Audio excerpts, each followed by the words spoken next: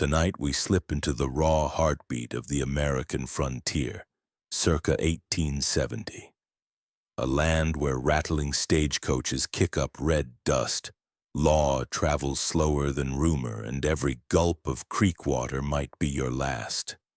You'll taste scorched bean coffee at dawn, hear saloon doors slap at noon, and feel a chill canvas roll beneath stars so bright they threaten to set the prairie ablaze. This is life, and all too often death, under the unwritten rules of the Wild West. Before we ride out, hit like, subscribe for more sleepy history, and drop a comment telling us where you're tuning in from and what time the frontier finds you. Your echoes help keep this campfire crackling. Now dim the lights, breathe deep, and picture embers drifting skyward. Let the modern world slide from your shoulders like a dusty coat. Close your eyes. With every slow inhale, gather courage. With each slower exhale, release the day's noise. Feel night air cool the back of your neck, hear a tethered horse shift its weight, and sense the vast silence waiting beyond the glow. Out here, comfort is rumor and tomorrow is never owed. Yet for these few moments, danger stands at a respectful distance. Nestle into your blanket. Let your heartbeat match the sway of a lantern in the breeze, and trust the prairie to guard your dreams. We rise with the ash-pink dawn to test ourselves against dust, hunger, and the raw uncertainties of Wild West rules. But for now, surrender. Sleep is your first victory. Your eyelids crack open to the thinnest blade of dawn cutting between warped pine planks. The first thing you feel is pain. Dull knots along your shoulders where a burlap sack of straw failed to soften the night, a splinter pressing your rib, the ache of muscles punished by repetitive labor. A quick shift releases a musty puff of dust and hay smell laced with stale perspiration. Cold air prowls the bunkhouse. The hearth died hours ago, leaving icy floorboards that steal the warmth from your bare soles the instant they touch wood. Somewhere behind you, a tin cup rolls, nudged by wind leaking beneath the door, and the faint metallic ring hangs in the dark like an unanswered question. This is 1870. 5 years have passed since muskets fell silent at Appomattox. Yet the frontier still writhes beyond the reach of Washington's proclamations. Your bunkhouse sits on the ragged edge of what maps call the Southern Plains.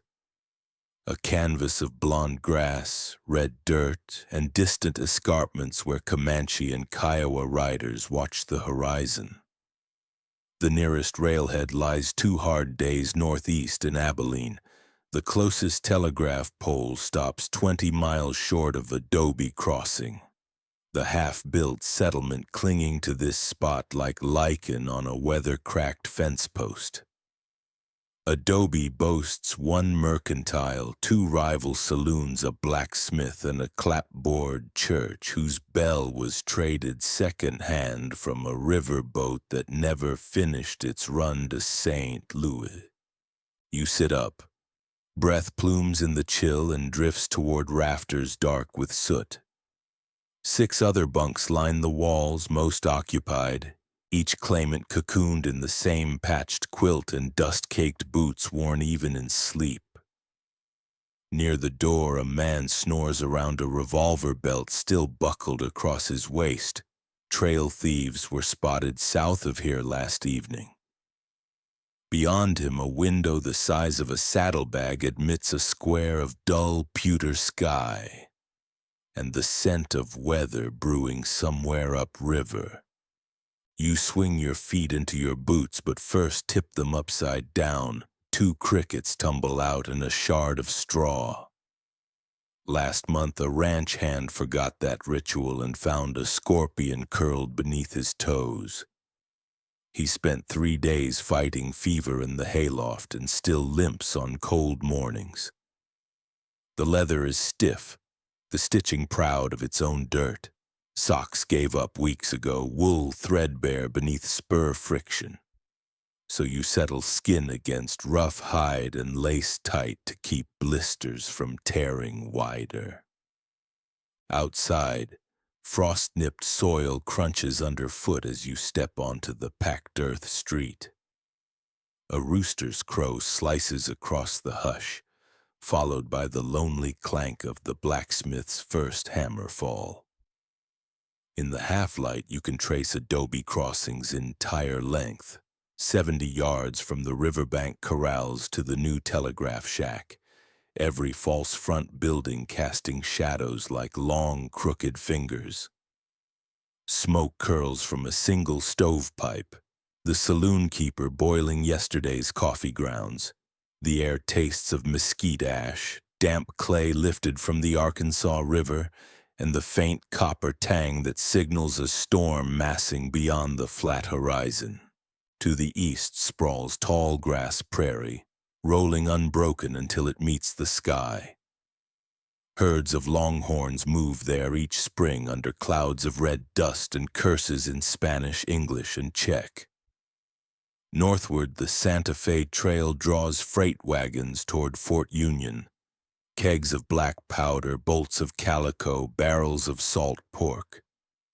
Every mile invites cholera or Comanche lances, yet commerce still answers the call because there is silver to be squeezed from earth and bone alike. Westward, purple mesas shoulder against the clouds, the Llano Estacado's eastern wall, a labyrinth of arroyos and waterless flats that will swallow any traveler who miscounts the distance between stock tanks. You turn back toward the bunkhouse and catch the smell that lives in every frontier morning. Rancid bacon grease trapped in yesterday's skillet, horse manure thawing in corrals, rawhide curing on a rack, and somewhere beneath it all the sweet, unsettling perfume of unspoiled grasslands stretching farther than a day's ride. Civilization here is a fragile crust over something older and indifferent. Timber walls groan in the wind. Wagon ruts scar the main track like fresh stitches. Every door frame bristles with bullet holes from arguments settled after dark when whiskey outran patience.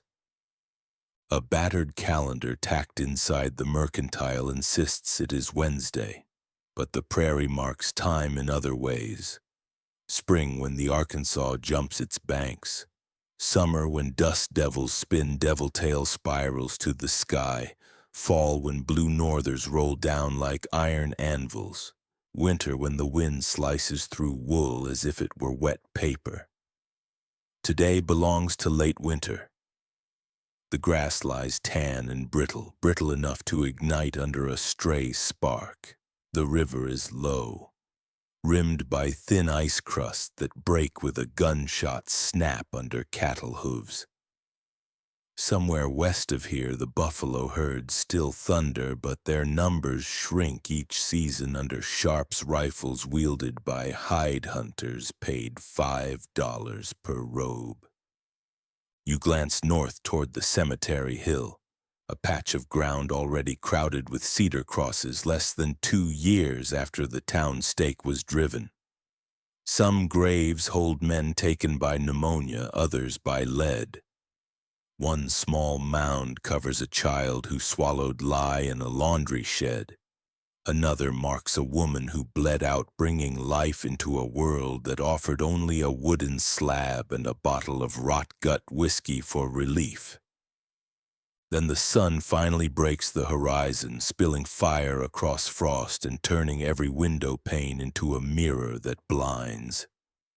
In that fierce light, the bunkhouse and corrals shrink against the immensity of open land, and you understand again that the future of this place will be forged by weather, by railroads, by guns, and by the stubborn will of people who accept pain as the tax for opportunity. $1 a day is your wage, wounds and weather not included. There is no labor law to shorten the hours, no hospital within 50 miles to mend what breaks. The day will spend you however it pleases. It's time to move. The foreman expects hands at the remuda before the last star fades, and the remuda waits 3 miles upriver in grass stiff with frost. You adjust your hat, shoulder a bedroll still damp with dew, and start walking. Each breath scours your throat with cold. Behind you, Adobe Crossing groans awake. Ahead stretches a pale sky promising either a blue blaze or a slate-black thunderhead by noon. Congratulations. You've woken up in 1870 on the outer rim of America's ambition, where comfort is scarce, luck is currency, and the line between sunrise and twilight can hinge on the click of a trigger or the whim of the weather. The day has begun, and it will not ask whether you are ready. You toss the bunkhouse door closed against the wind and turn toward the crude washstand tacked to an outer wall. Little more than a dented enamel basin balanced on 2 sawhorse legs. Beside it hangs a rust-specked coffee tin filled last night with the last melt from the cookpot. The water level sits barely 3 fingers deep, already skinned over by a rind of ice you crack with a knuckle. That thin slap of cold stings your skin awake, but you ration the splash.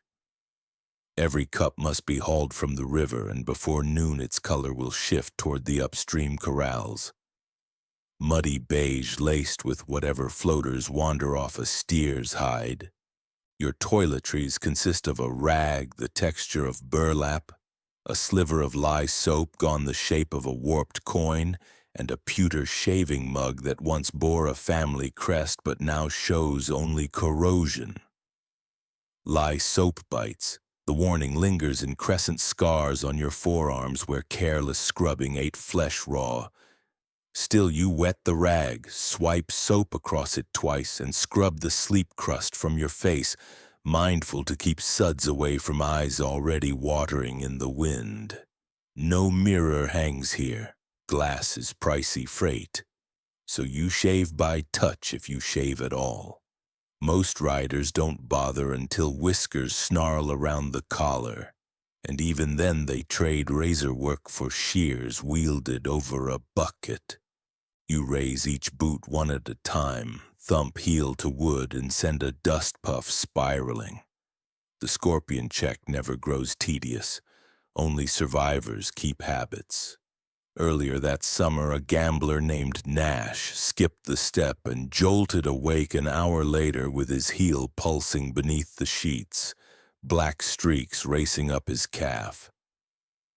They found him next dawn in the outhouse, jaw locked, handprint bruises on the door where he'd beaten for help no one heard. His boots fetched $2 at auction.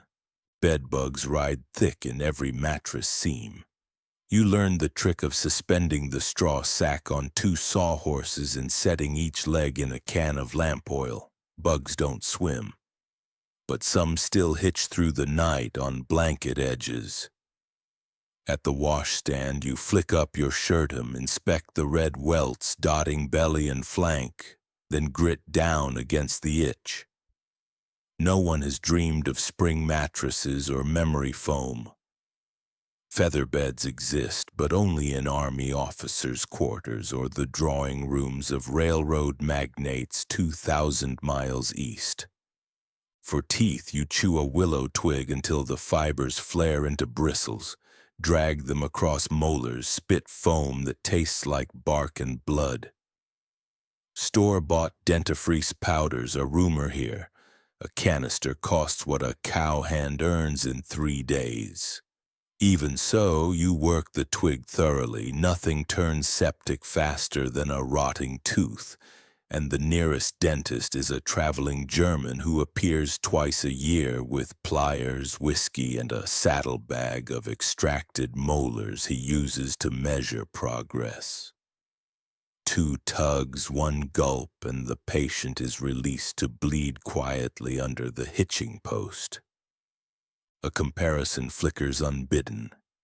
The bath you took during last winter's furlough east, steaming water cascading from a wall pipe at the hotel in St. Louis, towels so white they glowed. Here, a bath means a wash tub set before the tavern hearth on Saturday night. First come, first somewhat clean. A quarter buys you 2 kettles of boiled river water lugged in by the bar back. The first man lowers in with a groan, comes out grayish. The next pays the same and watches that water darken further. By the 5th bather, the tub resembles beef stock and leaves a ring you could notch timber with.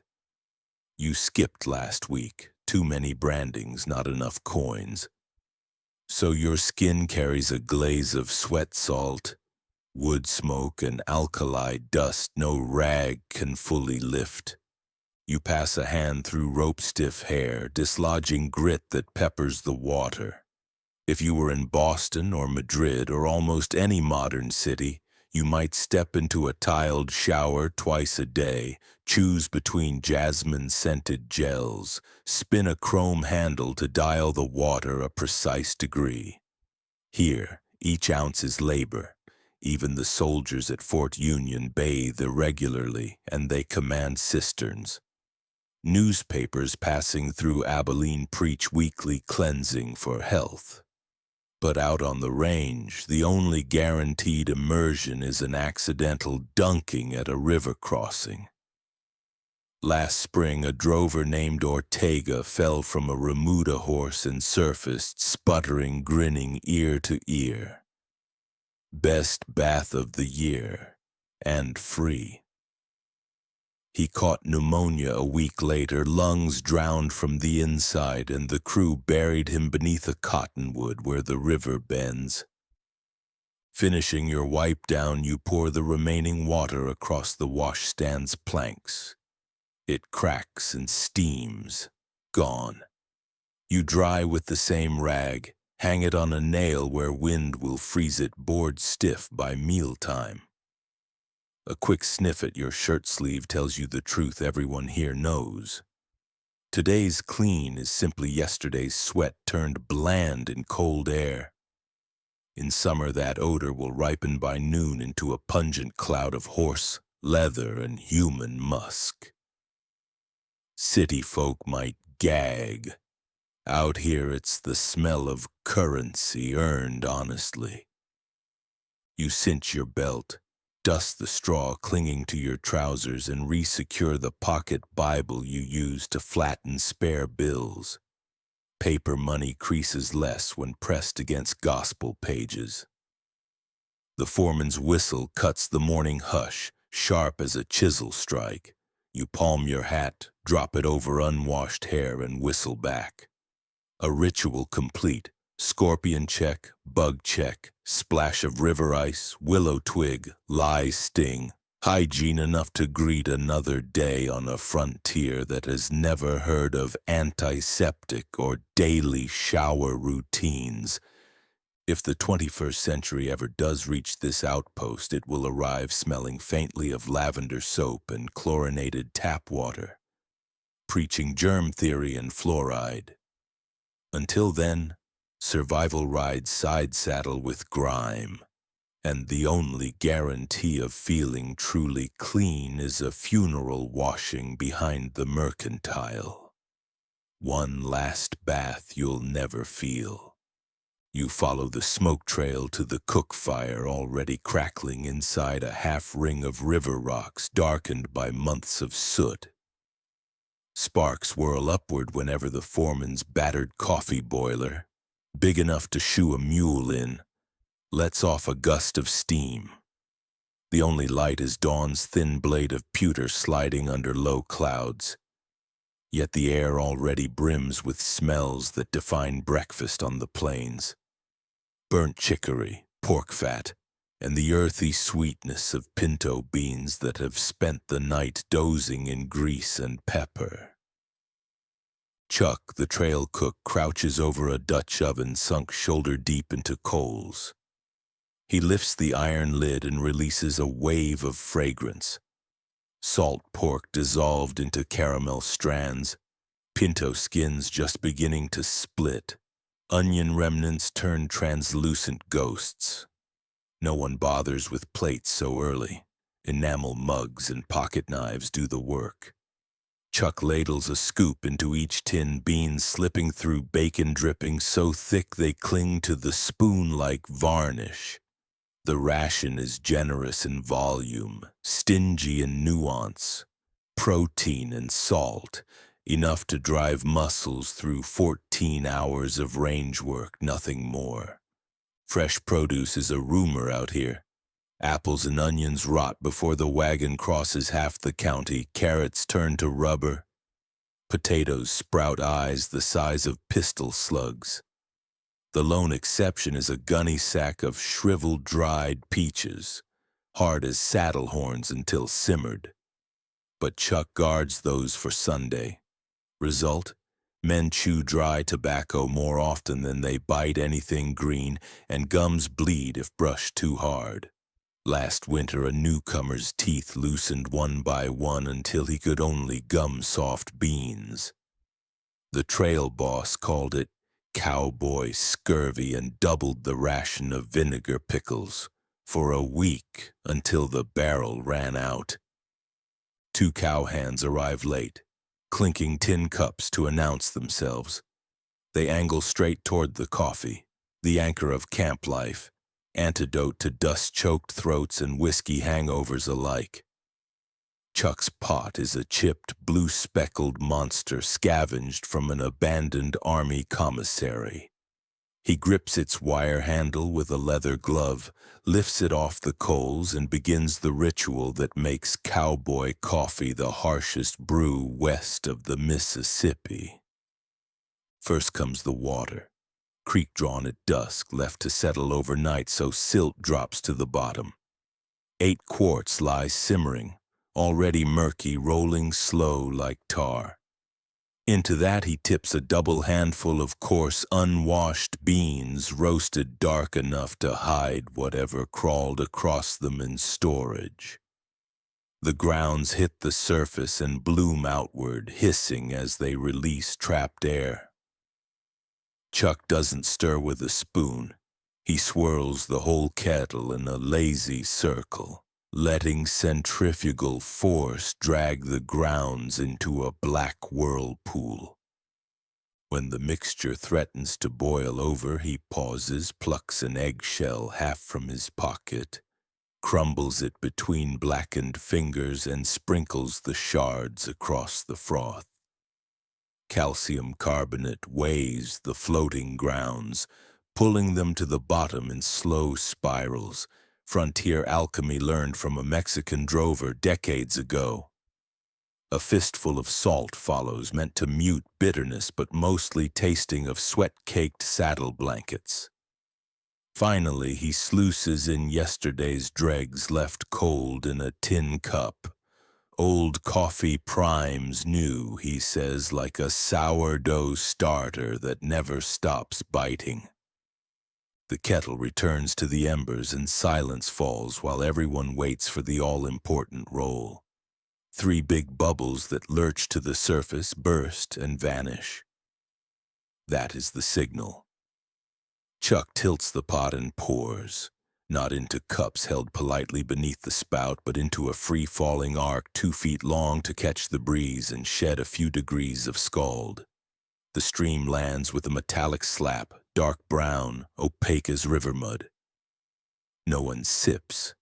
They gulp, scald tongues, and swallow before flavor registers. A grimace is standard, a cough forgiven. Beans chase coffee. You balance the mug in one palm. Fish out bacon and pintos with a hunting knife whose tip shines from scraping rust off harness buckles.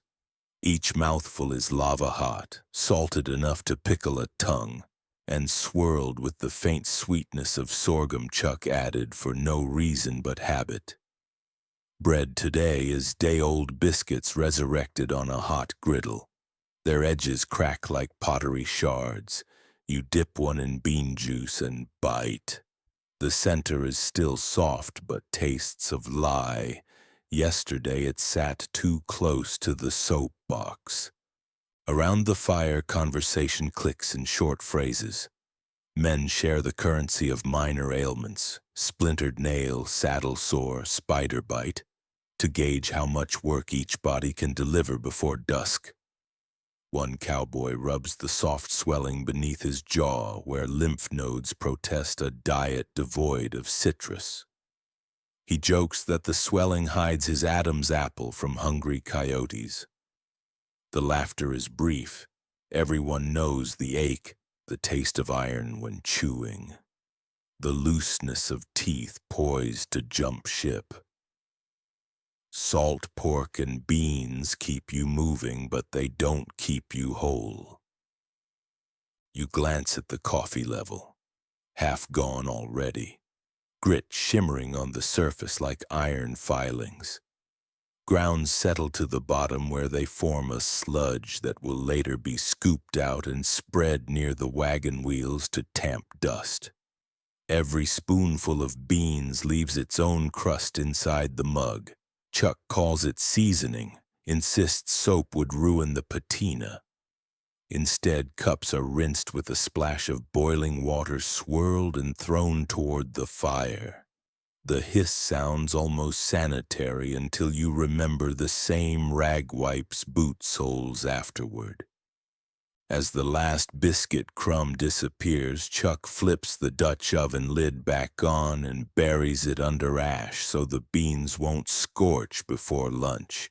He douses the kettle with a ladle of creek water, sets it at the edge of the coals to stay hot enough for refills, and wipes his brow on a sleeve already white with salt stains. Breakfast is finished in less than 15 minutes. Efficient, brutal, sustaining. The body asks no more because it knows no better. In another world, one of tiled kitchens and polished silver, you might drizzle honey over oats or peel an orange with fingers that never smell of horse sweat.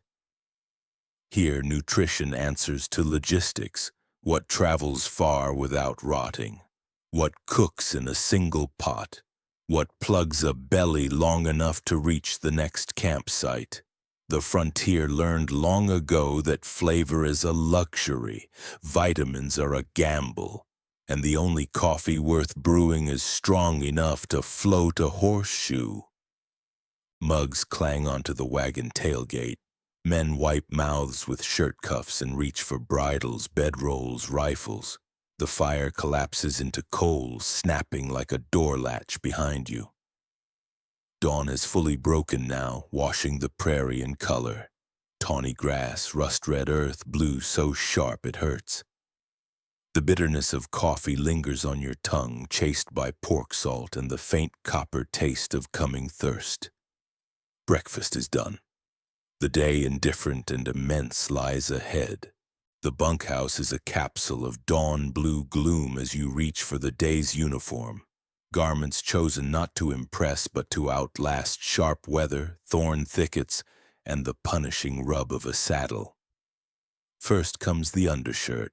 Coarse cotton flannel, sweat salt stiff, its seams thick as twine. You tug it overhead and feel the weave rasp the skin beneath your arms. Long after laundering would have softened it, alkali dust has replaced any lost starch. The collar, permanently warped by days of sun and nights of damp, stands just high enough to keep rawhide neckerchiefs from sawing the flesh at your throat. Your trousers are indigo denim, the heavy 11-ounce variety freighted west by merchant wagons in bolts, then cut and stitched by whoever owns a treadle machine within 50 miles. A year ago, the blue glowed like a pond at dusk. Today, indigo survives only in protected creases behind the knees. Everywhere else, the fabric is bleached to a pale, brittle gray that cracks along fold lines. You slide a leg through and the denim grates against the week-old scrapes on your shin. Patches, each a different shade of blue, quilt the seat and inner thighs where friction and sweat have long since thinned the original cloth to onion skin. Socks. There is just one pair for the season, rag wool knitted coarse enough to catch splinters. They smell faintly of mutton tallow from repeated darnings, yet you pull them up carefully. Mindful of the hole in the toe you keep meaning to stitch. The yarn fibers bite, raising a rash of goose flesh, but wool is the only barrier between leather boot and frostbite. By midsummer they will be stiff with salt, able to stand upright on their own. By autumn the yarn will have felted to the shape of your foot, heel and ball polished smooth as river stones. If you were a woman rising in a sod house 100 miles north, the ritual would be harsher still. First the chemise, plain muslin, patched, yellowed.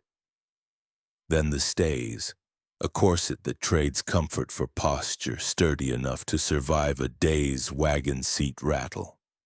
Laces tug lungs into half capacity, steel boning digs at the lowest rib.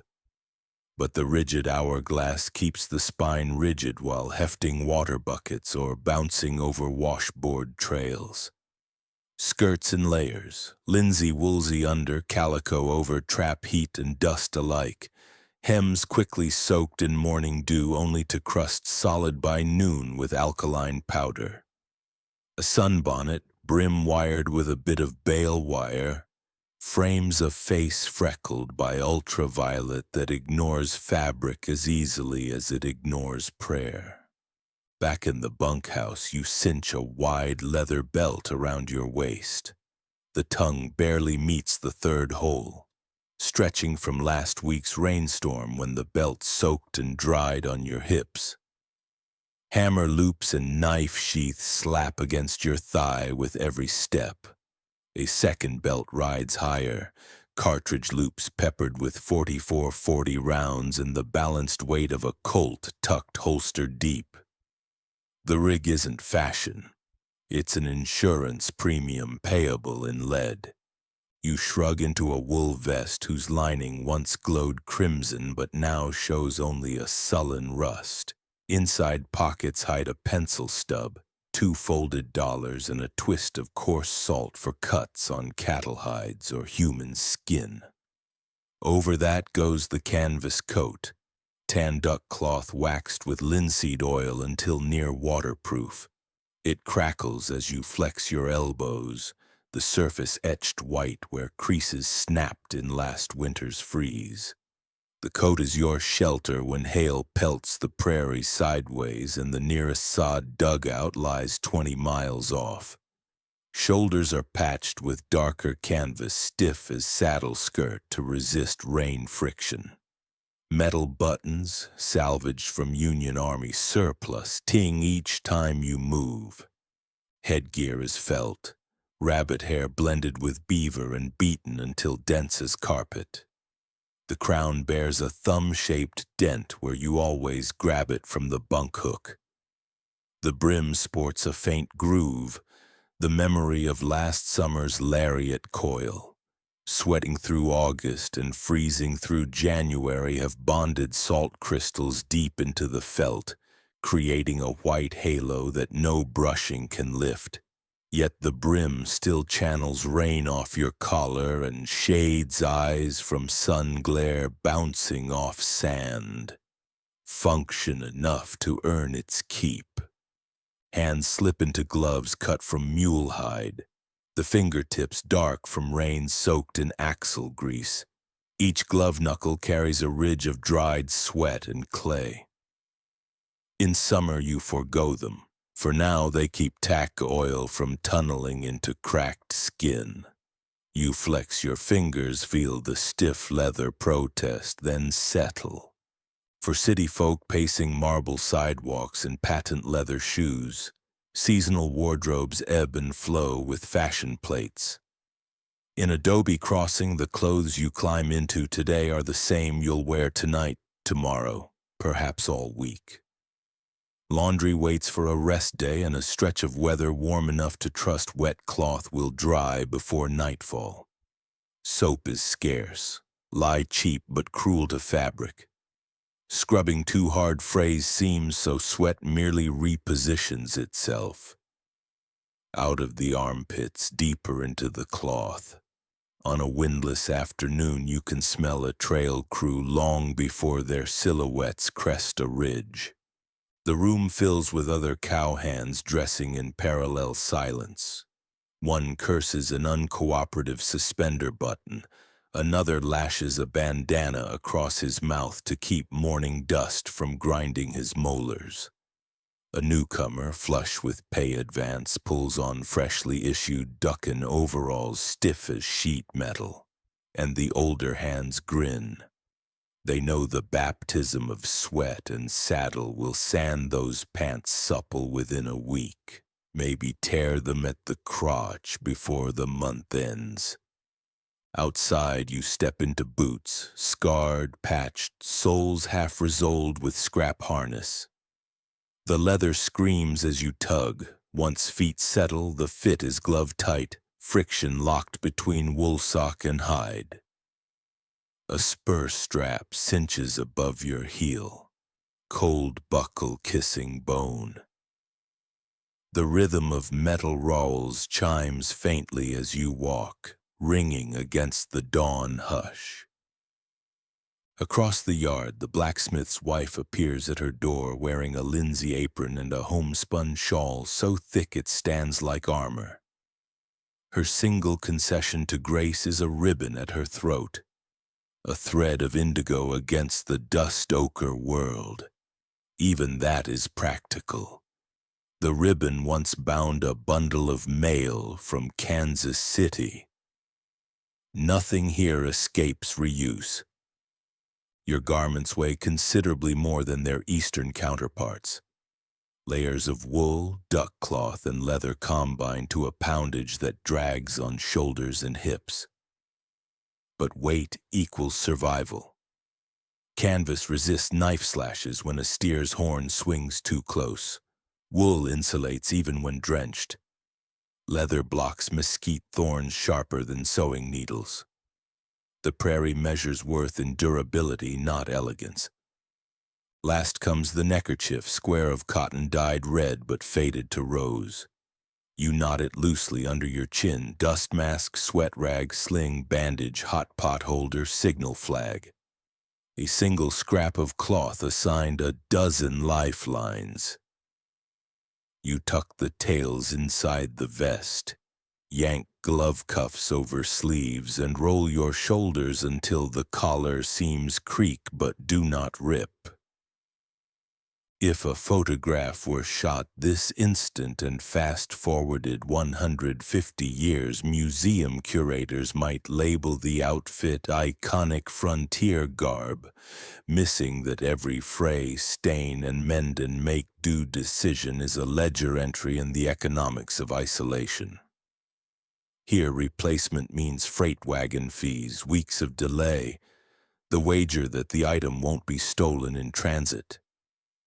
Better to reinforce the elbow with rawhide cut from yesterday's dead steer. To keep socks alive with darning eggs whittled from cottonwood. To wear denim until the threads whisper farewell and drift away on a gust. You give the coatum a final tug, feeling its waxed stiffness scrape knuckles, and step into the early light. Frost still rims the grass, but the sun climbs, promising heat enough to turn wool suffocating by noon. That is tomorrow's problem. Today the outfit is armor, tent, bandage, and statement. You are willing to carry extra weight, ignore itch and stink, and sacrifice style in exchange for a better chance at sundown. Out here, clothing does not serve vanity. It serves the body the way a bark serves a tree, scarred, patched, and absolutely essential. The bunkhouse door yawns back on its strap and you step into a dawn that feels perfectly ordinary. Low-angled sun, sky rinsed to a clear enamel blue, grass rimmed with white frost that crunches under boot soles. Within minutes, however, the horizon reminds you that ordinary is never a guarantee on the southern plains. Half a day's ride west, a smear of charcoal appears along the skyline, thin at first like the dust shadow of distant bison. Old hands glance once, grunt, and resume saddling. They know that by noon that shadow could tower 60,000 feet and throw spears of lightning so wide you could drive a freight wagon between them. Out here, weather isn't background. It's the apex predator. Blizzards drop without ceremony, smothering horses in drifts before riders can spell the word shelter. Tornadoes drill from clear air, skip an entire valley, then scythe the solitary sod house on the next ridge as if the twister bears a grudge. Flash floods roar down bone-dry arroyos hard-packed like pottery kilns, flipping wagons, drowning cattle, and erasing tracks so completely that search parties later blame mirage for believing a trail ever existed. You tighten your hatband and taste the wind, sharp with granite dust from the Llano, tinged by cedar smoke lifted 90 miles from a line camp you passed last fall. The scent carries warnings pioneers learn faster than scripture. Fresh-cut hay, hail likely. Wet, moldy hide, expect sleet. Ozone so strong it stings the tongue, lightning's close enough to split hair. Last spring, a tornado serpentined through Adobe Crossing at sundown. No funnel cloud, just a low rotating wall of dust that swallowed the blacksmith's entire scrap heap, spat every horseshoe half a county downstream, and left a timber splinter driven through the mercantile's door like a javelin. That night, townsfolk filled flour sacks with the debris it left behind. Nails bent corkscrew, a child's tin cup crushed flat as paper. Then passed the sacks door to door and counted them like rosary beads, proof they were still alive. Nobody slept. They listened to empty sky and wondered if the wind would return to finish the job. Older drovers swap a different cautionary tale. The blue norther that ambushed a Kansas herd during the cattle boom of '66. Morning began warm enough for shirt sleeves. By mid-afternoon, the sky purpled and a front slammed south so fast the temperature sank 40 degrees in an hour. Cows panicked, stampeded into the Arkansas River ice, and froze mid-stride, their hooves locked in sludge that became stone overnight. Come thaw, the river carried away bloated carcasses and half an acre of trampled prairie grass, leaving a stain that lingered for seasons. The lesson travels faster than any telegraph. Never trust a clear sky. Even rain, the life-giver, plays ugly. When thunderstorms smash the caprock, torrents outrun their clouds. Adobe Crossing single street sits on a gentle rise, but the gullies cupping it can fill in minutes. 2 years ago, a freighter misjudged a summer squall while fording the Salt Fork. Water climbed the mule's haunches, then its shoulders, then lifted the entire Conestoga like a leaf. By the time onlookers found a rope stout enough, wagon, driver, team, and 3 tons of black powder kegs had vanished. Days later, the driver's clipboard washed up near Fort Mason, 70 miles downstream. The rest of the cargo was never recovered, the kegs presumed buried under 10 feet of river silt. Standing now, you watch that western bruise of cloud pull higher, edges glowing sulphurous where sunrise strikes the anvil top. Wind shears spin off the flank, rushing east in invisible knives that peel dust from the prairie and fling it against your coat with a dry hiss. Horses jitter, whites of their eyes catching morning light. A faint hum, no louder than a beehive, threads through the sage.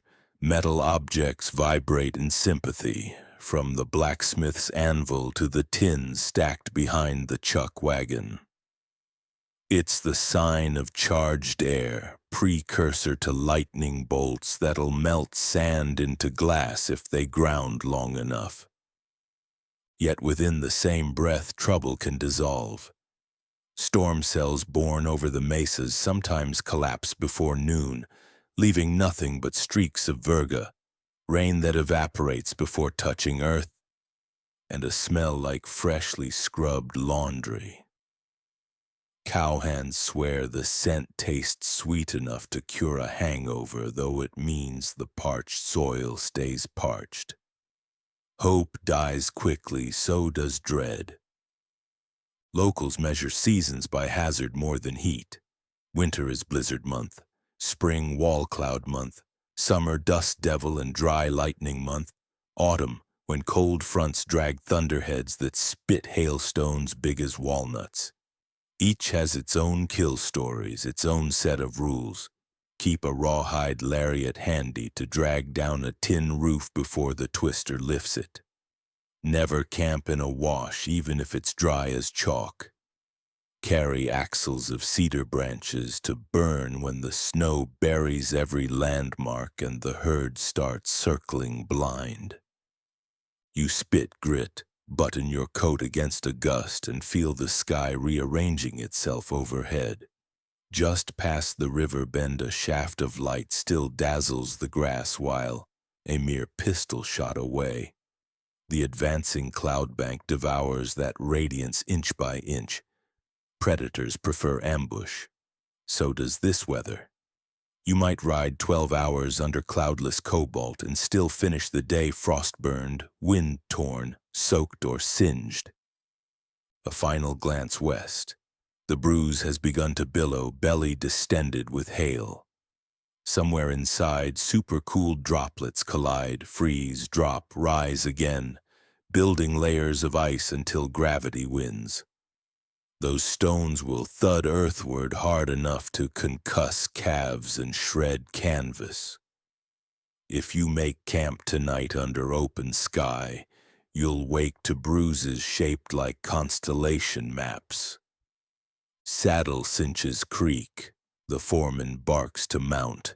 As you swing a leg over the saddle, the first handful of cold drops slap your hat brim, scouts heralding the main column. In the distance, the thunderhead flashes, then booms. The sound crawling across prairie seconds later like a rolling door. Sky still gleams blue in patches. Sun still shines on the far ridge. A mocking bit of theater that invites complacency. You've lived here long enough to ignore the invitation. Weather has no hierarchy but itself. No conscience, no recall for promises. On the American frontier of 1870, it remains the one law universally obeyed. Look up, believe what you see, change plans fast. Survival depends on reading that rule before it reads you. Adobe Crossing isn't so much a town as a tangle of ambitions converging on the same bend of river. The main street began as twin wagon ruts worn by freighters aiming for the ford. Every newcomer hammered a false front building beside those ruts and called it a block. No surveyor ever squared a lot line. Corrals spill into alleys, cook shacks lean against mercantile walls, and hitching posts sprout wherever someone pounds a steak. After a hard rain, the whole gridless sprawl becomes a viscous stew. Clay, cattle urine, sawdust, and whatever leaked from last night's slop buckets. Your boots sink to the ankle the moment you step off the packed lane. Each stride raises a glistening stringer of muck that snaps against your trouser cuffs and spatters your vest. The odor is a layered assault, fresh horse dung steaming in morning sun, fermenting straw from stable floors, pork offal dumped behind the butcher's lean-to, human waste sloshing from a half-buried barrel labeled "Privy Do Not Tip." Drainage ditches exist only in fancy engineering pamphlets back east, so rainwater lingers until the sun drinks it or hooves churn it into a breathable fog. Past the blacksmith, two boys shovel a berm of manure away from the livery door, tossing each pitchfork load onto the roadway where wagon wheels will grind it flat. That mulch is a breeding ground for more than flies. When August heat arrives, typhoid sweeps through these boards like prairie fire. Come midsummer, the undertaker's pine stockpile will shrink faster than the lumber mill can resaw. Yet most townsfolk blame miasmas, bad air, and counter them with handkerchiefs soaked in camphor or peppermint. A doctor in Wichita wired last month that invisible creatures might carry sickness from privy to well, but his telegram reads like speculative fiction here. Water looks clear. Therefore it must be clean. Near the mercantile, a cluster of ranch hands loiters around a news sheet nailed to the wall. You edge close enough to catch the headline, "Cholera ravages rail camp, dozens dead." The men trade theories. Some say the victims drank stagnant pond water, others claim the tent sat over an ancient burial ground that cursed the laborers. One insists the disease rides in on humid wind and strikes only at night. No one mentions microbes or contaminated latrine trenches. Germ theory is a whisper still struggling to cross the Mississippi. A freight wagon creaks through the intersection, iron-shod wheels cutting ruts so deep they'll fill ankle-high with the next storm.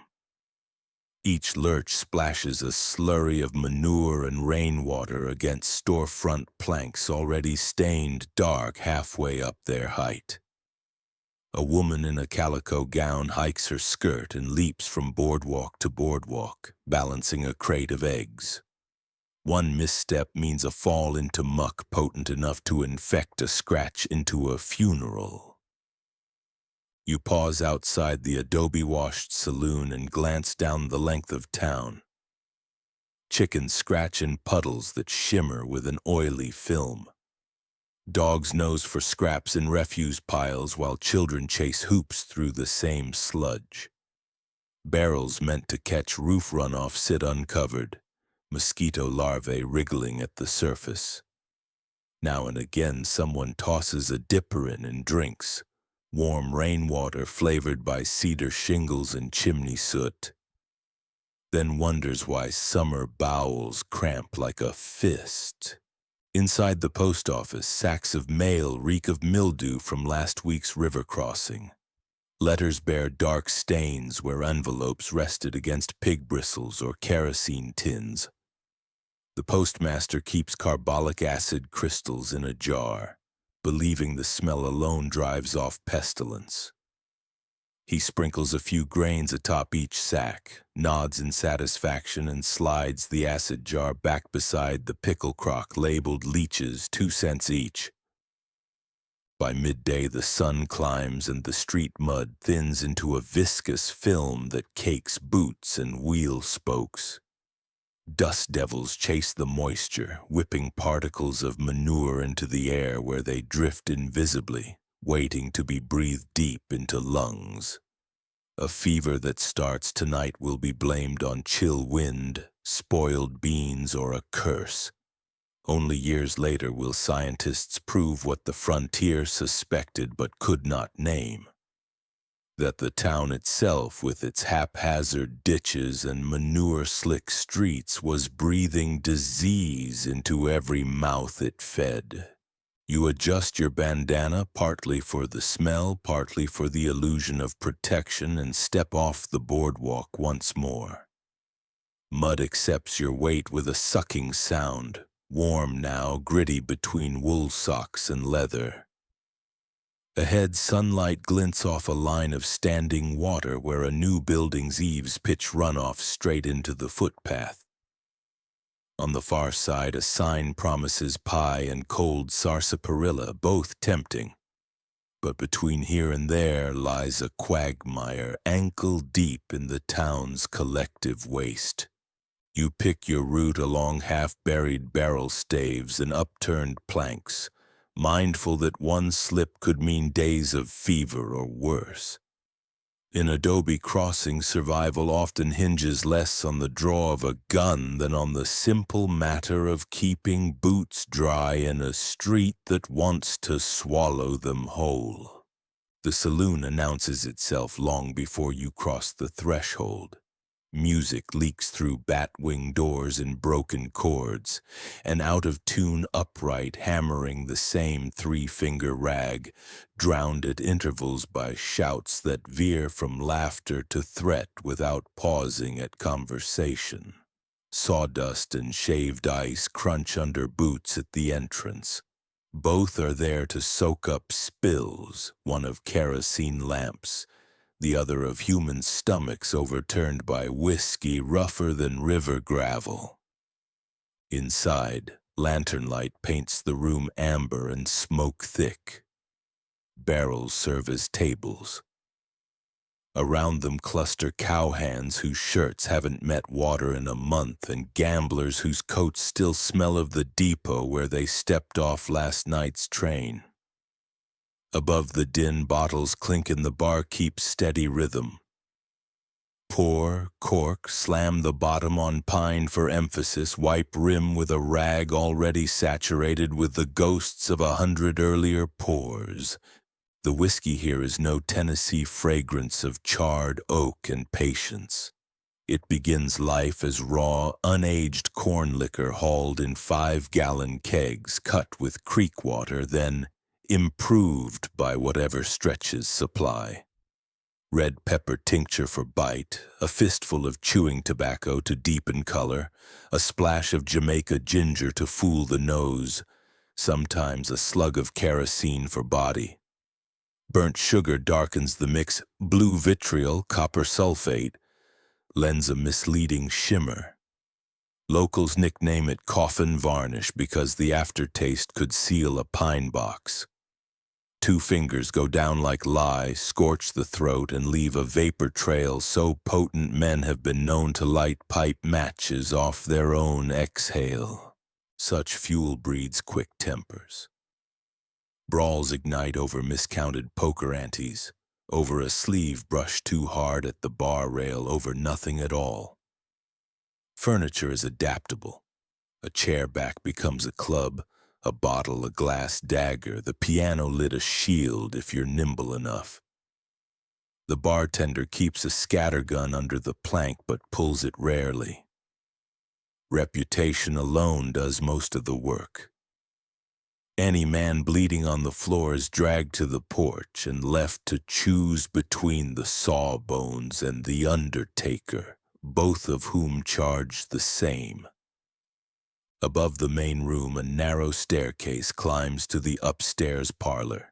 Each step groans beneath the constant traffic. Cowhands flushed with payday, drummers passing through, gamblers riding luck while it holds. At the landing, velvet curtains faded to maroon conceal a corridor lined with cramped rooms.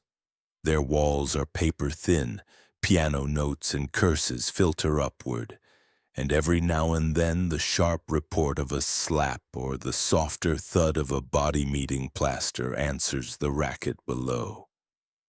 The women who work here adopt names like Sadie Silk or Lonesome Pearl, wear perfume strong enough to compete with lamp oil, and operate on percentages. Half the fee to the house, half to the lady, none to illusions. On slow nights they play whist with each other, boots off, hairpins loosened. speaking in tones equal parts boredom and calculation.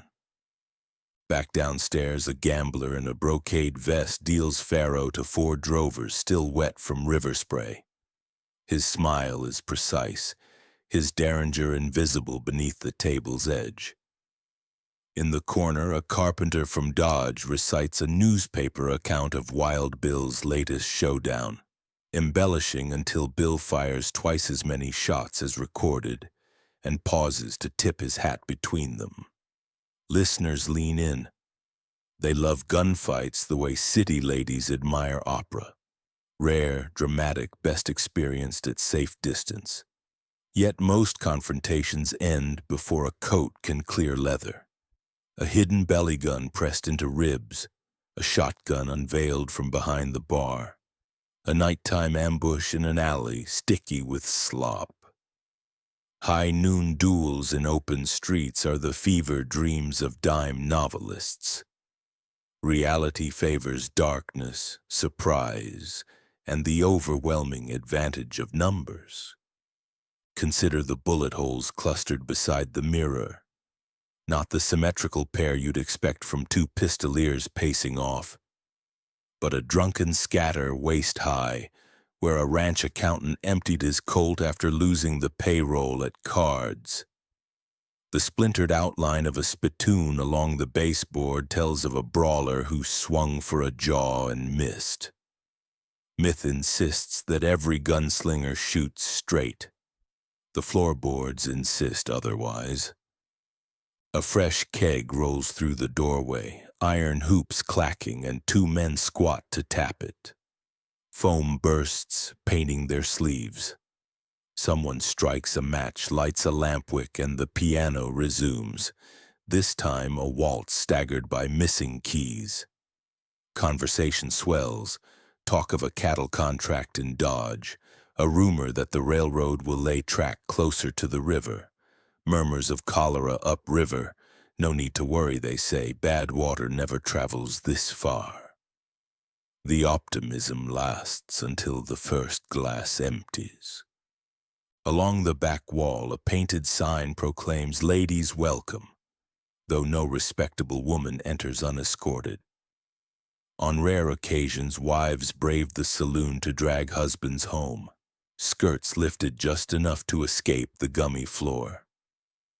The room hushes, not out of respect, but curiosity. How many steps before she slips? How loud the rebuke when she finds him gambling away next month's flour? Once she leaves, laughter rebounds, louder than before, as though embarrassment must be exorcised with noise. Mid-evening, a freight clerk challenges the house dealer on a rule dispute. Cards freeze mid-air. Spectators pivot, hands poised over holsters yet to clear. The barkeep's shotgun lifts slightly into view, enough to remind everyone of the unspoken policy. Firearms may rest easy but never speak indoors.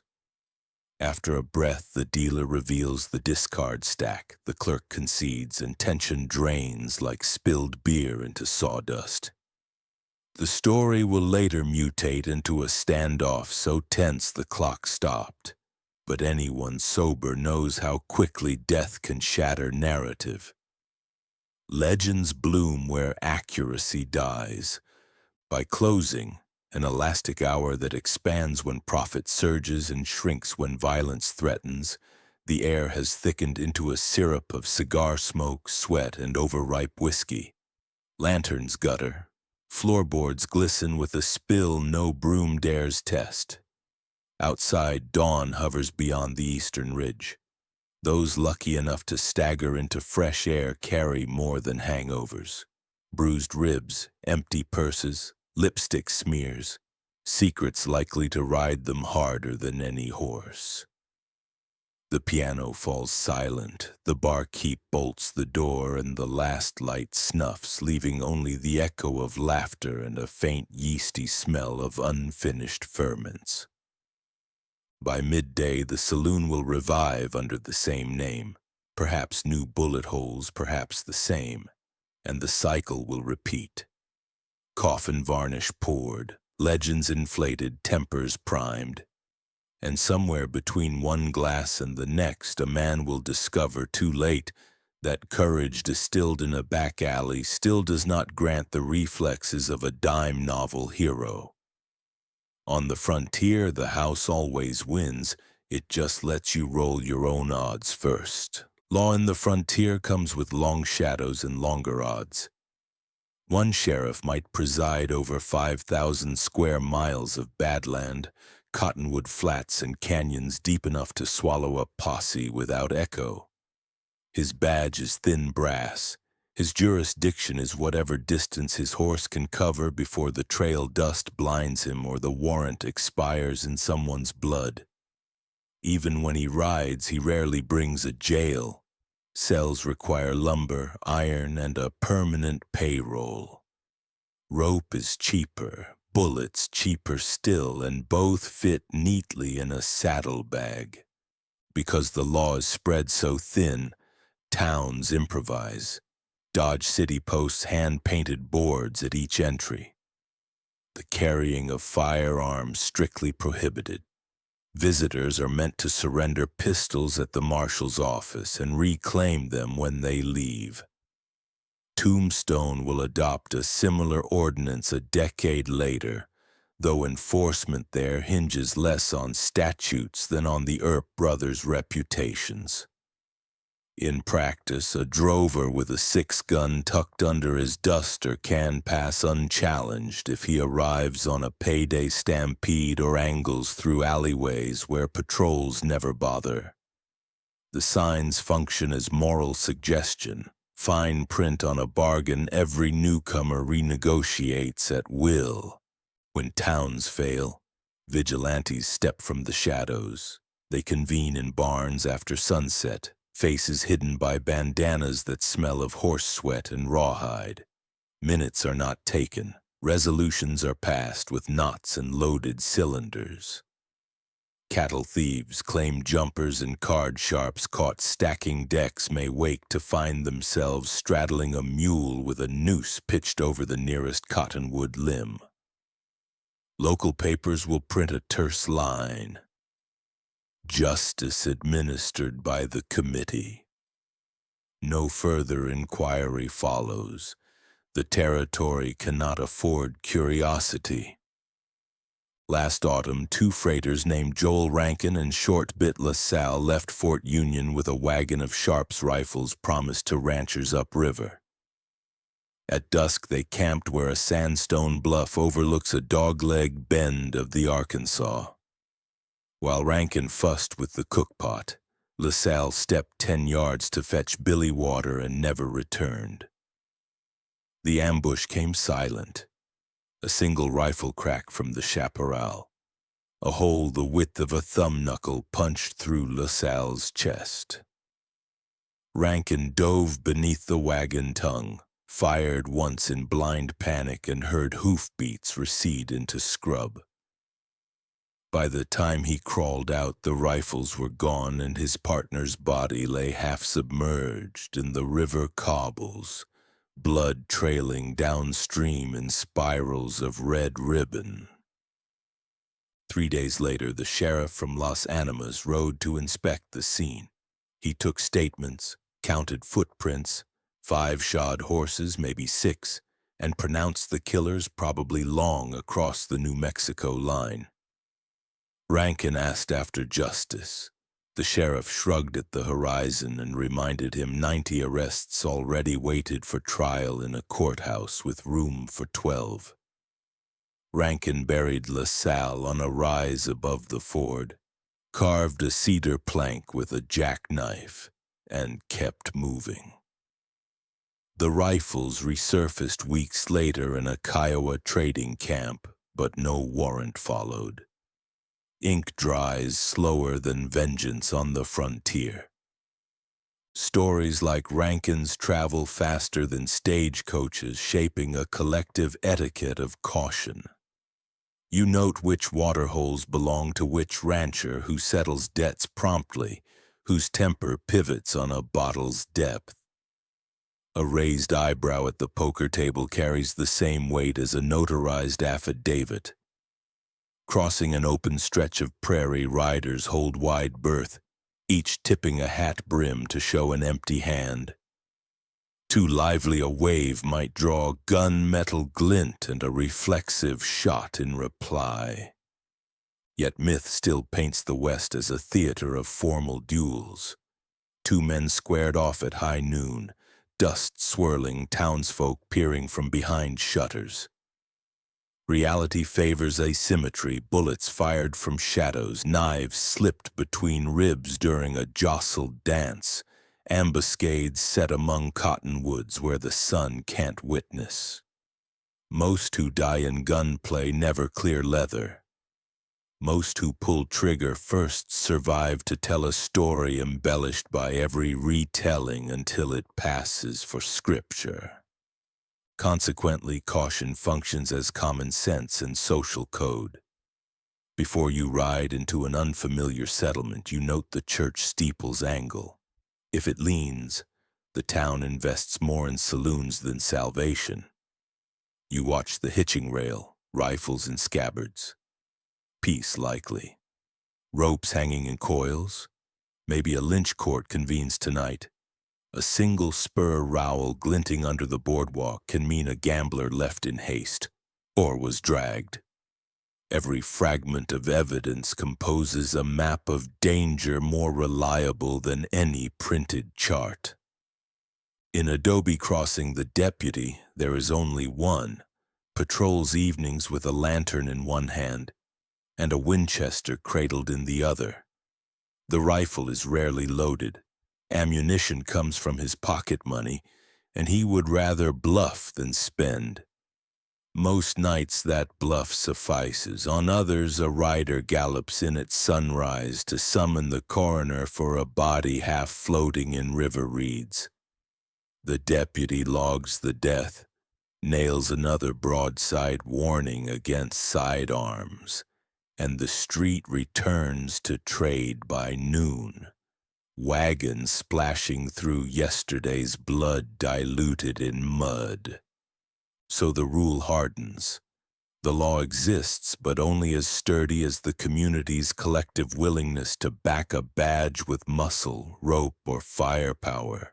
Sheriffs ride, statutes hang on paper, yet day-to-day survival rests on reading faces, gauging odds, and keeping iron within arm's reach, even when a sign insists otherwise. Out here, legality is aspirational, consequence is immediate. The sign over the door reads, "Surgery and Sundries," stenciled in fading indigo on a pine plank warped by sun and winters.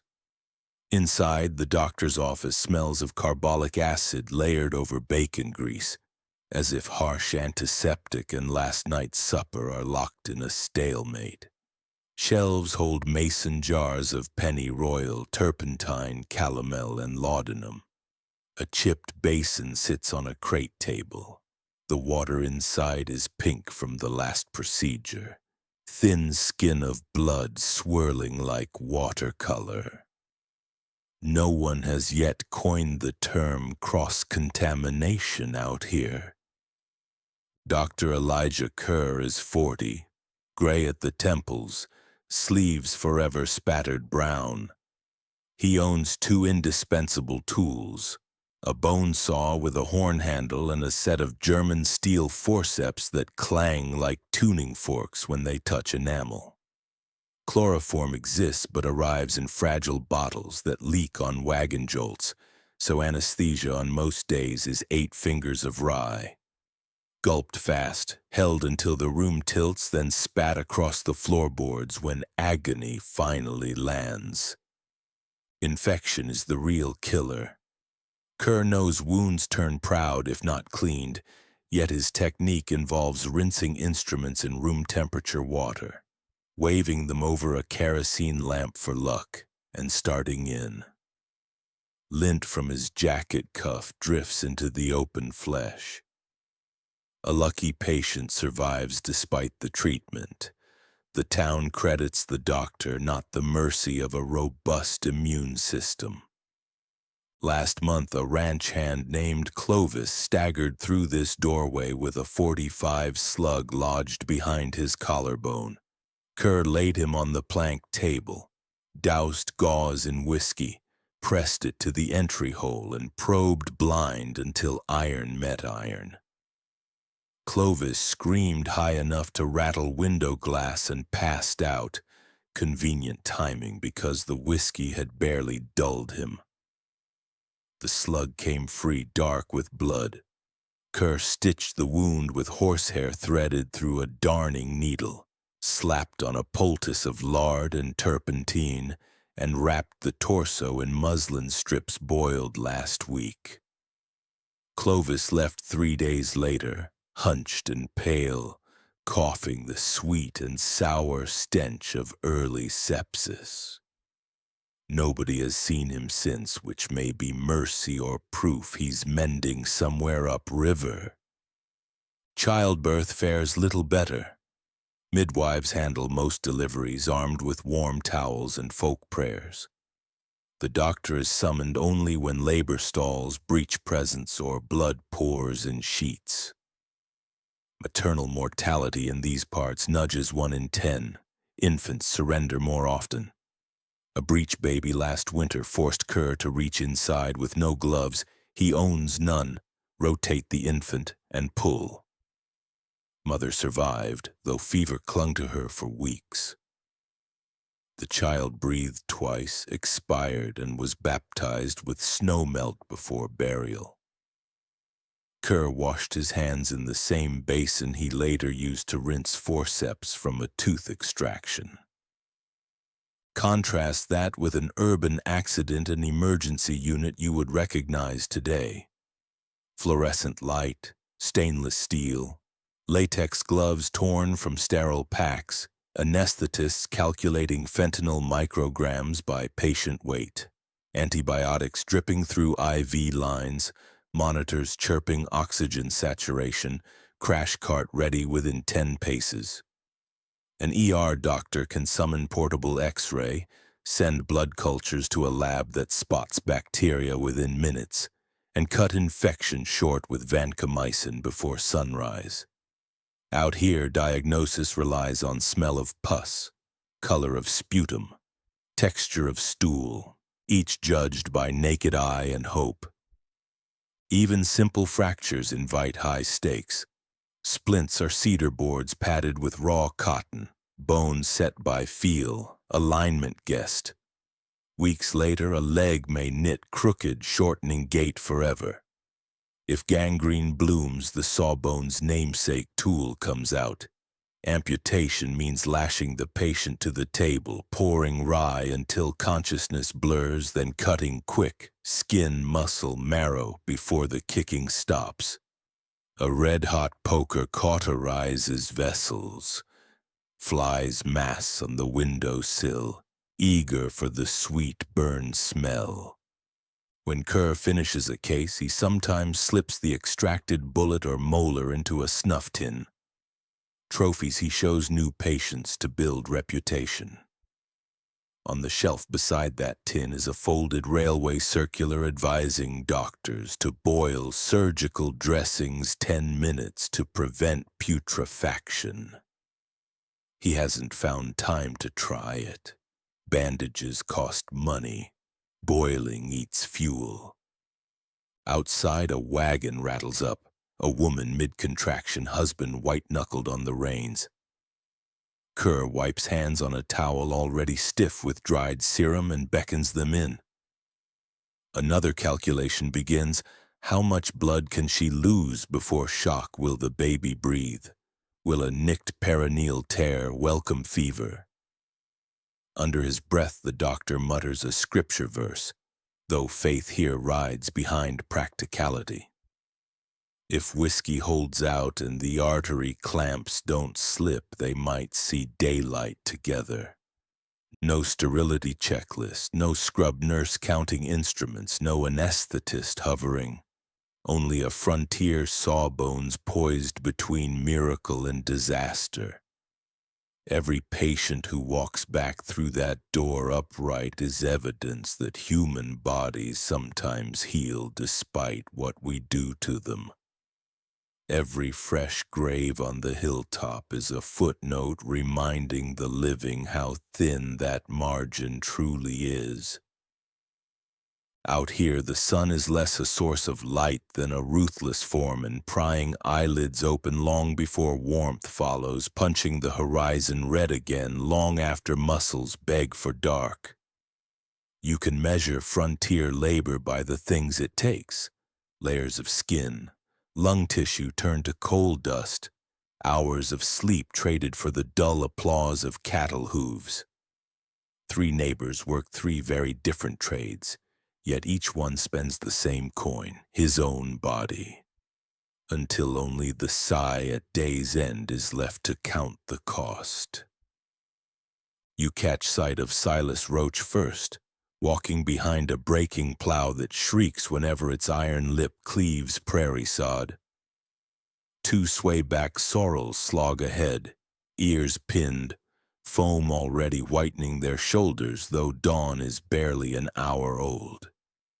Silas leans his whole frame into the wooden handles, sweat streaking the dust on his temples despite the cold. With every jolt, buffalo grass roots whip against his shins like switch canes. At noon he squats by the pump, gulps mineral-tasting water, and stares across 12 ragged furrows, each only a handspan deep, their edges already drying to powder in the wind. He wipes a blistered palm across his brow, tastes salt, and forces the plow forward again because seed won't wait on comfort. When dusk finally paints the sky bruised violet, he unhooks the team, straightens with a groan tight as new leather, and studies the narrow, dark lines striping the field. They look pitifully small against so much open land, but they are something. A single breath hisses from his teeth, half defeat, half promise, and then the wind scatters it across the rows. Farther south, a wooden elevator cage rattles Patrick O'Halloran into the belly of the McCready mine, lamp flame trembling on his cap. 70 feet down, the seam narrows until he must crouch, pick strokes rebounding off coal with a sharp metallic ring that echoes like hammer blows inside a coffin. Dust rises and clings to damp skin, coating tongue and throat until each inhale feels like sucking river mud through a straw. A timber brace groans overhead, a dull warning that the mountain still wants what men have borrowed. Patrick works faster, back screaming, lungs grinding. By the 10th hour, the lamp flame flickers blue, fire damp eddying around his knees. Quitting whistle at last, he climbs, muscles trembling, bursts into twilight so bright it blurs his vision. He spits a pebble of soot onto his boot toe, stone black on leather black, and wipes his mouth with a sleeve that leaves a gray streak. Air tastes thin, alien. He coughs, swallows, and lets out a ragged breath that seems to carry more dust out than oxygen in. North on the trail, Luz Ortega rides drag behind 1,500 restless longhorns pushing toward the railhead. 9 nights of broken watch have sown grit beneath his eyelids. Coffee thicker than axle grease churns in his stomach. He hums half-remembered corridos to keep the cattle calm, voice cracking in air so dry it could spark tinder. Lightning forks along the Cimarron at dusk. A steer bawls, panic spreads like ripple in floodwater, and the herd breaks into a thunder that drowns thought. Loose spurs hard, pony plunging through a whirl of horns, dust, and raw fear, swinging his riata wider until panic folds back on itself and the stampede settles into a ragged mill. When silence finally drops, just the hiss of settling dust, the keening of wind through mesquite, dawn is seeping in, and his hands shake so badly he can't coil his rope. He pats the pony's sweat-soaked neck, feels a tremor matched by his own knees, and exhales a breath long and uneven as if letting it go might lighten the weight of another sleepless night already on the horizon. 3 men, 3 trades, same arithmetic. Daylight minus labor equals exhaustion, and the ledger resets at first crow. Their sighs drift across plowed earth, mine tailings and trampled grass, rise toward indifferent stars, then fade. Quiet footnotes to work that breaks the body long before it breaks the will. You jolt awake beside a Conestoga axle the color of raw ash, wagon boards groaning overhead as the team lurches into a rut. The world outside the canvas tilts, rights itself, then tilts again, each wobble telegraphing a fresh stress crack through spokes already dry-rotted by 200 rainless miles. When the right rear wheel finally surrenders, it does so with a shotgun pop. The wagon slews, flour barrels tumble. Somewhere inside the cargo, a porcelain wash basin shatters like thin ice. Oxen bellow, the yoke twists, and momentum drags the whole load half a rod before the tongue splinters and the rig lists to one knee in the dust. It is an hour past dawn on the Smoky Hill Trail, east of the Kansas-Colorado line, and the caravan behind you is already stacking up. 6 freight wagons, 3 family prairie schooners, a drummer's buggy with cracked lacquer, and the tattered stage carrying mail pouches that smell of tallow candles and damp ink. Everyone climbs down to stare at the ruin. A replacement wheel costs $10 if a spare is anywhere on the prairie. The nearest blacksmith stands 2 days ahead at a fort that charges $3 simply to join the queue. You work a wrench until knuckles bleed, fit a green wood wedge where oak should be, lash the tongue with rawhide strips, and pray the contraption limps to evening camp without folding like a broken knee. Oh, but wagons fail in quieter ways too. Slow leaks in water kegs, hairline cracks in canvas, axle grease depleted until hub sees at the worst incline. Every rattle begs the question, will it let go here under a sky empty as a scraped plate, or halfway across the next river where deep current hides rock sharp enough to gut a hull? River crossings are the coin toss everyone dreads. By late morning you reach the Republican swollen from mountain snow. Depth checks show 3 feet at the ford, maybe 4 where the current scours a hidden trench. Families debate, circle wagons, tighten every knot. Oxen balk at the froth. Mules plunge in anyway, snatching traces taut. Midstream, water climbs the tailgate. Barrels shift, a child shrieks. Then a sudden sideways shove. Current catching the underside of the wagon box spins the whole rig. Bedding soaks, salt pork barrels bob away, and someone's grandmother sits ankle-deep in river water, clutching a Bible too wet to open. When the team claws up the far bank, you count losses. A sack of seed wheat, half the cutlery and the wash basin already broken hours before. Better than the Kelter family last week. 9-year-old Jonah swept under, never found. They erected a willow cross on the far bank, then had to yank it free because the wood was needed to shore up a bowing sideboard. Even when wheels hold and rivers relent, sickness rides the trail like an invisible outrider. It begins with fatigue that salt pork and hardtack can't cure, progresses to cramps that double travelers at the waist.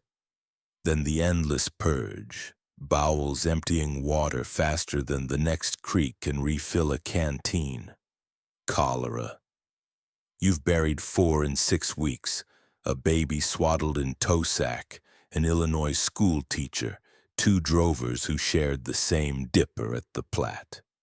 Graves are shallow from haste, mounded with stones to keep coyotes from trading disease back to the living. Trail math is blunt. 1 in every 10 who set a fresh wheel track on the Oregon line will finish the journey under a different skyline.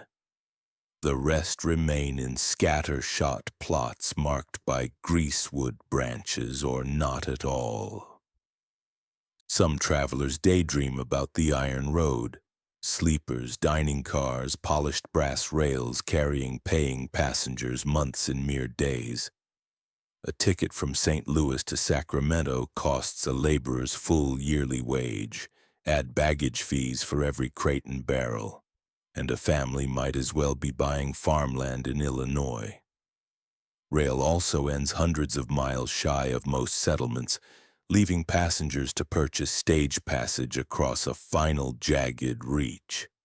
So the arithmetic of poverty favors bleached canvas and blistered livestock over cushioned seats and imported porterhouse. Even those who can pay discover seats scarce. Railway agents sell standing room in cattle cars, promise emigrants they can ride atop lumber piles if they sign an indemnity waiver. One newlywed couple traded 2 wedding rings for half fare west, only to be booted off in Laramie because soldiers commandeered the coach for troop movement. They walked 3 days to catch up with a wagon group already counting coffins in its wake. Late afternoon finds your caravan limping into a patch of buffalo grass hacked short by crickets. A poor excuse for camp, but better than the chalk flats ahead. You shoulder crates back onto the jerry-rigged wagon bed, cut a sliver of bacon still white at the core and chew while flies investigate every fresh scratch in the wood. Around you, families simmer worry into weak jokes. A preacher thanks Providence for spare spokes. A widow fingers her rosary and eyes the horizon as though mapping how far a fever could chase in one night. Dusk drapes itself over the plains like damp canvas. Fires flicker low. Fuel is scarce, and smoke can telegraph location to anyone with darker motives.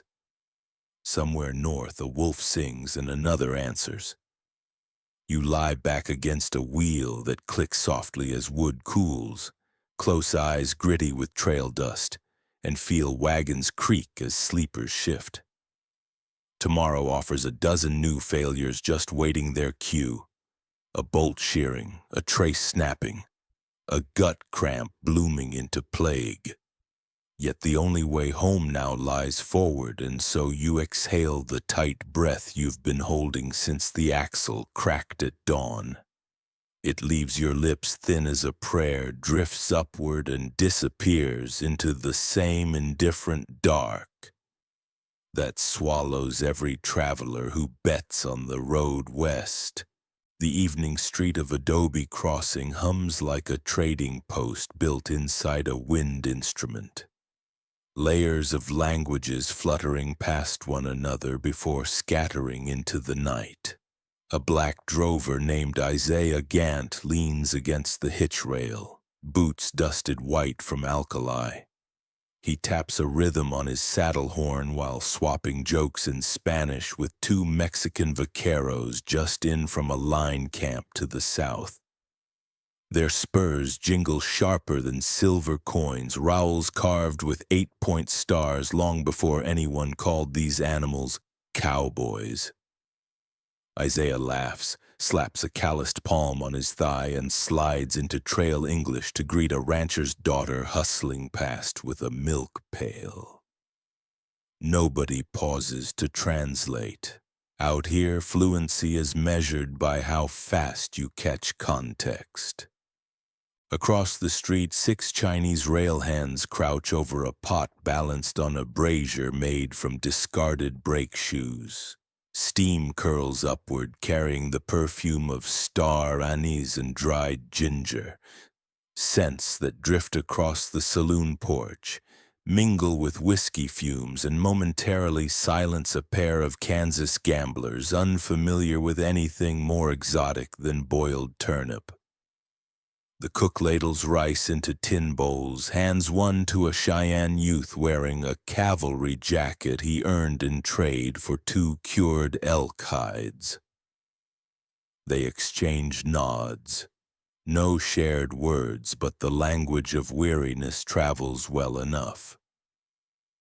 Near the mercantile, Dora Redbird Sanchez unloads 3 burlap sacks of barley, a crate of lamp chimneys, and a squirming toddler determined to kick free of her shawl.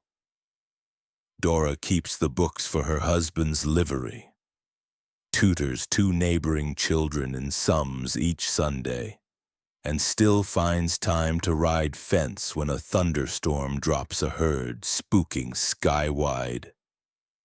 She lifts the toddler to her hip, tucks a ledger under her arm, and steps aside just in time for 4 Kiowa traders leading ponies shod with rawhide. One of them tips a chin in greeting. She answers with a half smile, half command that the baby hush. The infant obeys, mesmerized by the bone whistles hanging from the trader's belt. Every corner holds a separate orbit. At the smithy, a formerly enslaved farrier named Moses Sewell fits shoes onto a skittish Mustang, while humming a hymn his grandmother whispered in Carolina swamps. 2 doors down, Doc Ling. No formal schooling, but a reputation for teas that calm fever, sorts bundles of gold thread root shipped from San Francisco's Chinatown in a cigar box that once bore Ulysses S. Grant's portrait. On the boardwalk, a preacher's wife sells soda biscuits to raise money for hymnals. Her table stands beside a Comanche woman trading beadwork for sewing needles. The 2 women talk weather, not theology. Night deepens and lamps bloom. Upstairs at the Lone Star Hotel, the corridor creaks under the footfalls of so-called soiled doves. French-born Lisette adjusts the ostrich plume in her hair. Passes Pearl Lee Half-Moon Kim, part Cantonese, part Irish, who knots a ribbon around her wrist for luck. Downstairs, Catherine York, no stage name, counts her coins from laundering miners' clothes by day, then pours drinks behind the bar after sundown. Between the 3 of them, they speak 5 languages, run silent ledgers of debts owed, and carry clasp knives sewn into corset seams, precautions seldom mentioned in dime novels. Step outside town limits and the tapestry grows wilder. Navajo weavers swap blankets for salt pork along the cattle trails. Black Seminole scouts ride for the army, translating between officers who mispronounce Spanish and captives who refuse any tongue but their own. Basque shepherds camp on distant mesas, their accordion music floating miles on still air until it blends with the pickle jar fiddle of a runaway from New Orleans.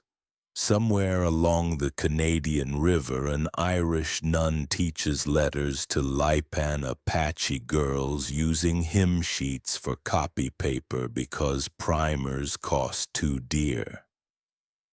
From a distance, the frontier is painted monochrome: dust, rawhide, weathered wood. But up close it flickers with pigments pulled from 4 continents and 2 oceans. Work, peril, and opportunity braid livelihoods together tighter than any civic charter. The currency is cooperation, or at least toleration, because hailstones, bandits, and fever don't pause to check color or creed before they strike. You lean on the corral rail and let the soundscape wash over you. Isaiah's baritone, the rail cook's Cantonese, vaquero Spanish rolling like a lullaby, Kiowa glosses sharp with glottal stops, the soft Ozark drawl of a woman bargaining for flour, and the distinct metallic click of Lisette counting coins upstairs. One long exhale releases the narrow image you carried of the Wild West, replaced now by a mosaic too interlaced to pry apart. It settles over the yard like fresh straw, warm and surprising, and you realize the frontier's most consistent miracle isn't survival at all, but the daily negotiation that lets so many strangers call the same harsh acre home. Night settles so fast it feels like a shutter is slammed against the sky. One moment the town flickers with kerosene halos, the next it contracts to a handful of wavering pinpoints surrounded by velvet that swallows depth and distance alike. You stand on the bunkhouse porch, shoulders brushing the splintered doorframe, and take inventory of the dark.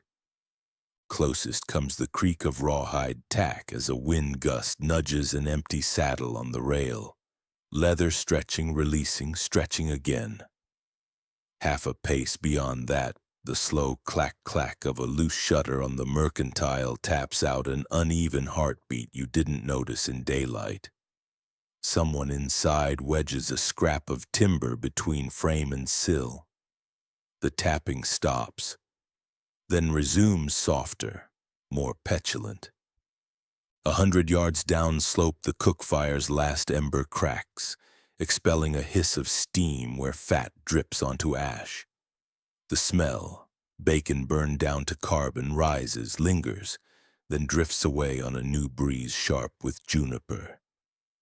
That same wind prowls the gaps beneath clapboard walls, lifting dust into eddies that rasp like a broom dragged over tin. The sound travels, tumbles, fades.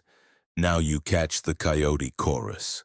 First a single high yip near the cemetery ridge, answered by 2, 3 more across the riverbank. The notes overlap, spiral upward, and seem to recede even while growing in number, as though the pack is pacing an invisible perimeter just beyond lamplight. Horses in the corral stamp, snort, settle again.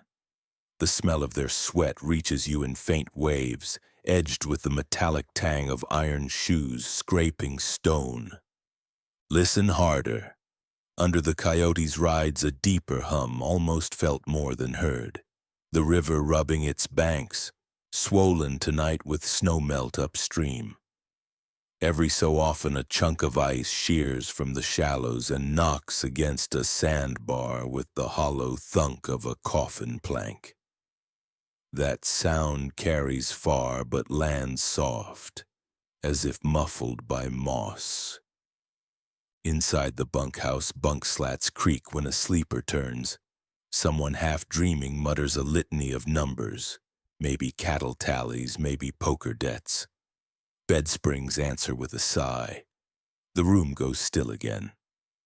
Farther out, so far you have to close your eyes to isolate it, the hush of grass bending under invisible hooves. Deer, maybe, or strays from the herd drifting loose in darkness. The motion is steady, cautious, like fingers parting fabric.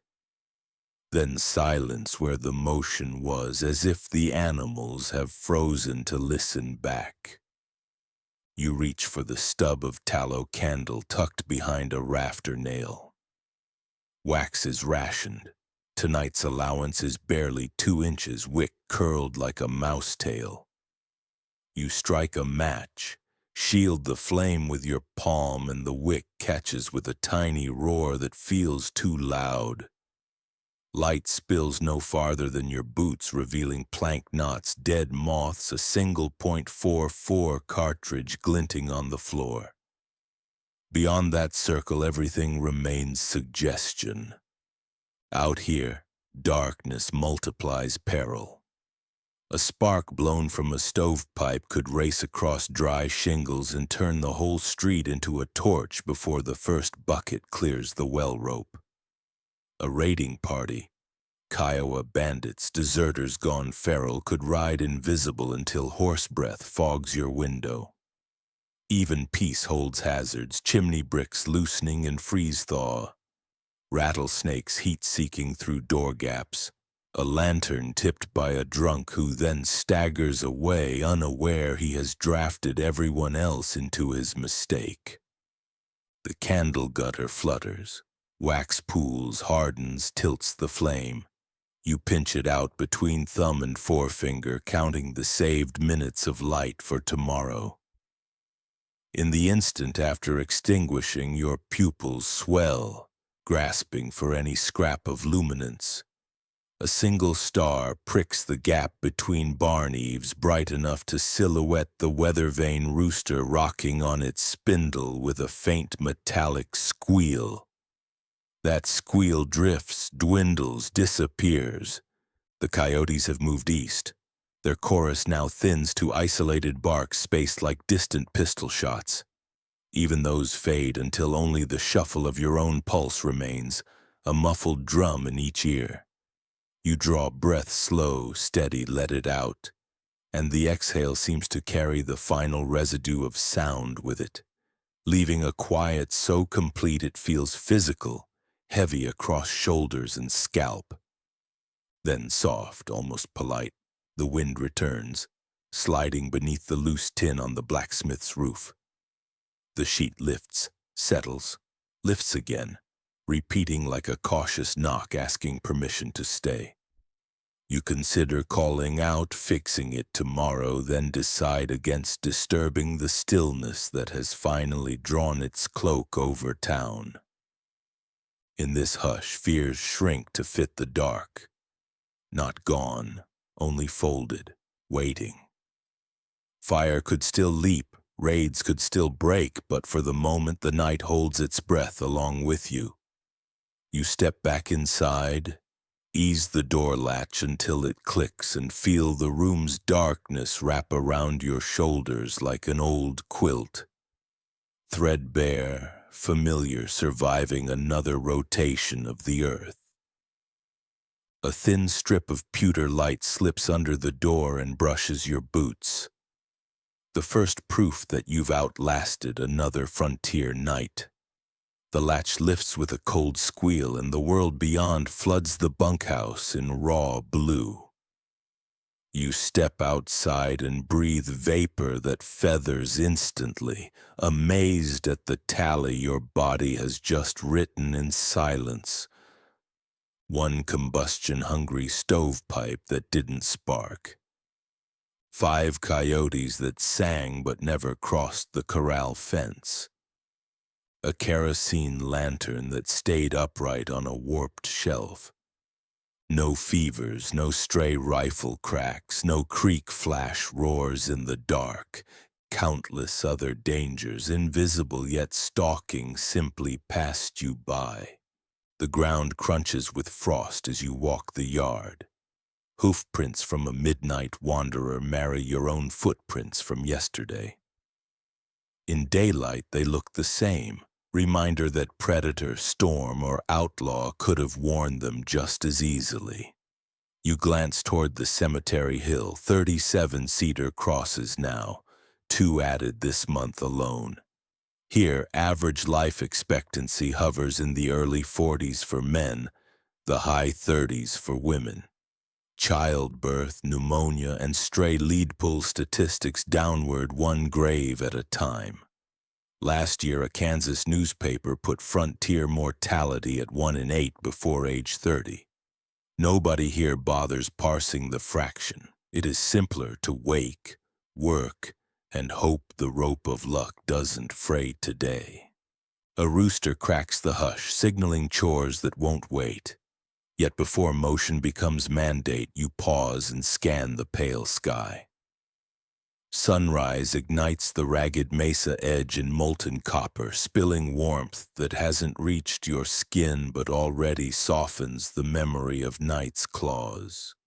The wind carries nothing harsher than juniper smoke, which means no blizzard sneaking over the caprock, no dust front rolling like an iron shutter. For the next heartbeat or two, existence feels less like a siege and more like a negotiation you might actually win. You let your thoughts stray forward 5, 10, 150 years.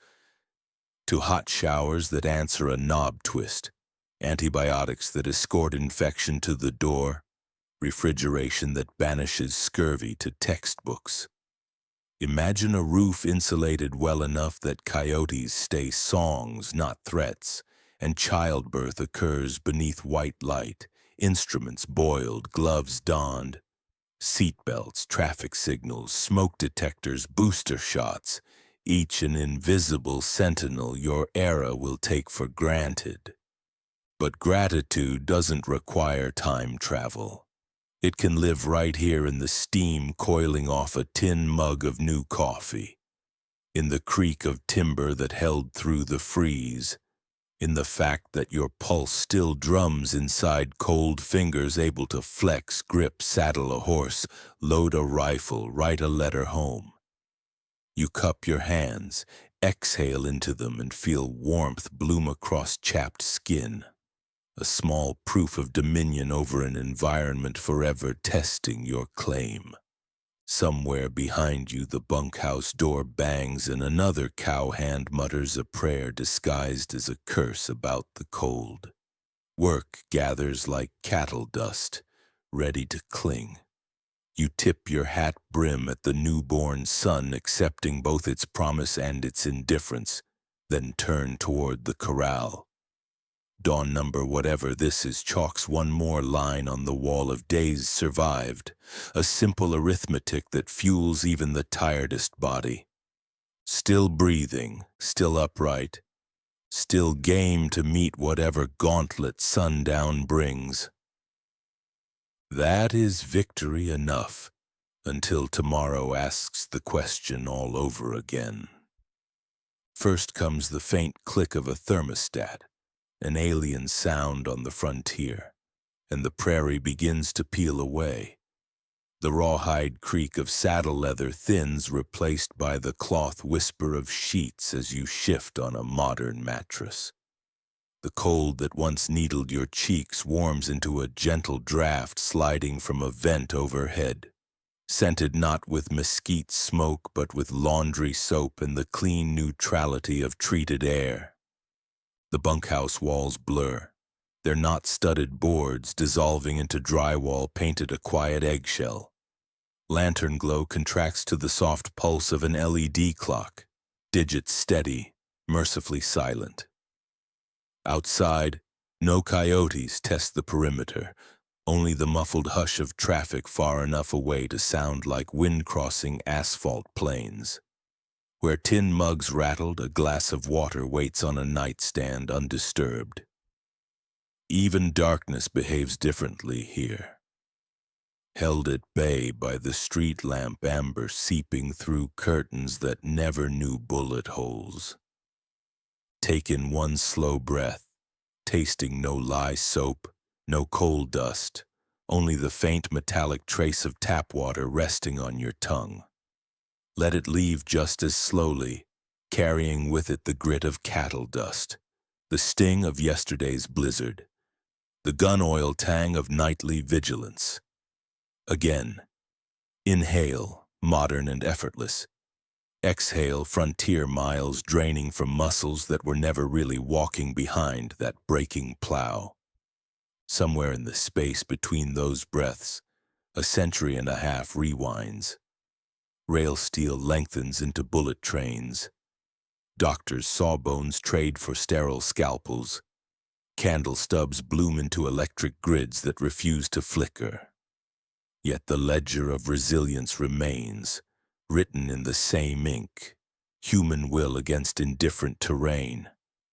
The legends you met out there, quick-draw myths, golden plains, freedom without fences, were paid for in cracked palms, sleepless rides, and graves marked too soon.